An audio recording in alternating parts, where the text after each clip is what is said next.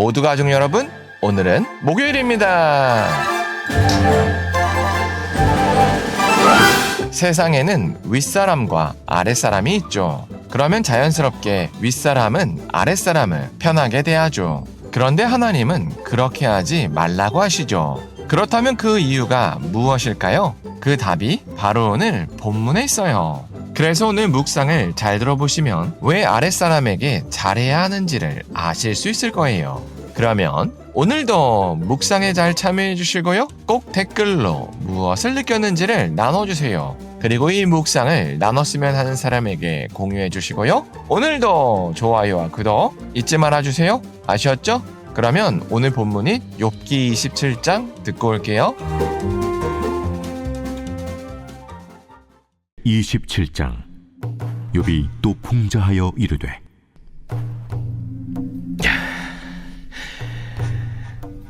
나의 정당함을 물리친 하나님, 나의 영혼을 괴롭게 하신 전능자의 사심을 두고 맹세하노니 나의 호흡이 아직 내 속에 완전히 있고 하나님의 숨결이 아직도 내 코에 있느니라.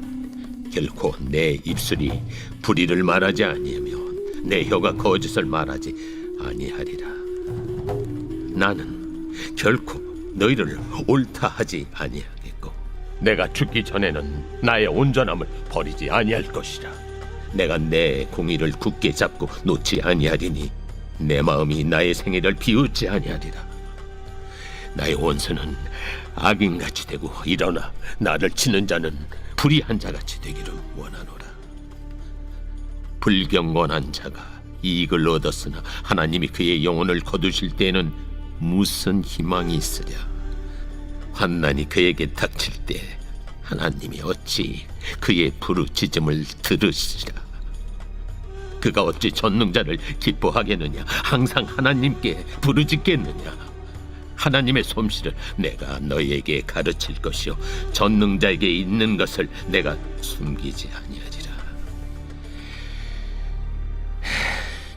너희가 다 이것을 보았거늘 어째 그토록 무익한 사람이 되었는고. 악인이 하나님께 얻을 분깃, 포악자가 전능자에게서 받을 산업은 이것이라. 그의 자손은 번성하여도 칼을 위하며 그의 후손은 음식물로 배부르지 못할 것이며 그 남은 자들은 죽음의 병이 돌 때에 묻히리니 그들의 과부들이 울지 못할 것이며 그가 비록 은을 티끌같이 쌓고 의복을 진흙같이 준비할지라도 그가 준비한 것을 의인이 입을 것이요 그의 은은 죄 없는 자가 차지할 것이며 그가 지은 집은 조매집 같고 파수꾼의 초막 같을 것이며 부자로 누우려니와 다시는 그렇지 못할 것이요 눈을 뜬즉 아무것도 없으리라. 두려움이 물같이 그에게 닥칠 것이요 폭풍이 밤에 그를 앗아갈 것이며 동풍이 그를 들어 올리리니 그는 사라질 것이며 그의 처소에서 그를 몰아내리라. 하나님은 그를 아끼지 아니하시고 던져버릴 것이니 그의 손에서 도망치려고 힘쓰리라. 사람들은 그를 바라보며 손뼉치고 그의 처소에서 그를 비웃으리라.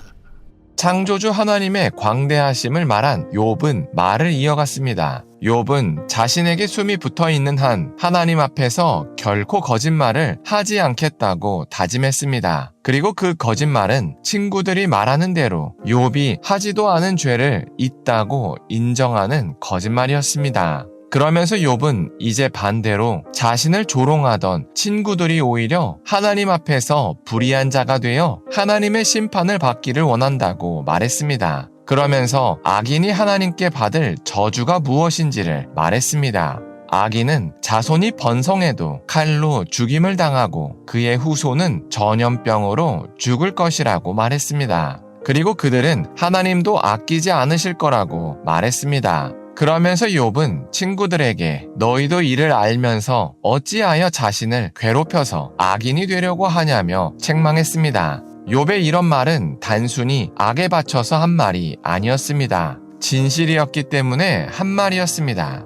그리고 정말로 욥기 마지막 장에 가면 욥과 친구들의 관계가 완전히 바뀝니다. 왜냐하면 하나님께서 욥의 친구들이 틀렸다고 직접 말씀하셨기 때문입니다. 이처럼 지금의 권력 관계가 영원할 것이라고 착각하면 안 됩니다. 왜냐하면 하나님께서 언제 어떻게 뒤집으실지 모르기 때문입니다. 그런데 욥의 친구들은 욥과 자신들의 위치가 바뀌지 않을 것이라고 여겼습니다. 그래서 말로는 욥을 위하는 척하면서 행동으로는 욥을 무시했습니다. 그래서 욥의 하소연을 전혀 듣지 않았습니다. 그러나 결국 새 친구의 이런 교만한 태도가 그들의 발목을 잡았습니다. 이처럼 이 땅에서의 권력 관계는 결코 영원하지 않습니다. 그래서 우리도 약한 사람에게 함부로 해서는 안 됩니다. 왜냐하면 우리가 편하다고 함부로 한 행동이 결국에는 부메랑이 되어서 우리에게 돌아오기 때문입니다.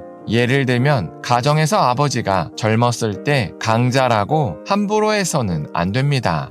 왜냐하면 아버지가 나이를 먹으면 아내에게 그리고 자녀에게 버림받기 때문입니다. 또 이와 같이 시어머니가 며느리에게 그리고 직장 상사가 부하 직원에게 함부로 해서는 안 됩니다. 왜냐하면 이런 권력 관계가 영원히 안 바뀔 것 같지만 결국에는 바뀌기 때문입니다. 그리고 이 땅에서 안 바뀌더라도 결국 천국에서 바뀝니다. 예수님께서 마태복음 22장 30절에서 부활 때는 장가도 아니 가고 시집도 아니 가고 하늘에 있는 천사들과 같이 된다고 분명히 말씀하셨습니다. 여기서 천사같이 된다는 말씀은 누구에게 종속되지 않는다는 말씀입니다. 그래서 부활하면 모든 사람이 모든 억압적인 관계에서 해방됩니다. 그러니 우리가 만약 우리보다 약한 사람을 편하다고 함부로 했다면 반드시 부활했을 때 후회하게 됩니다. 왜냐하면 부활해서 동등한 위치에서 그 사람을 만날 것이기 때문입니다.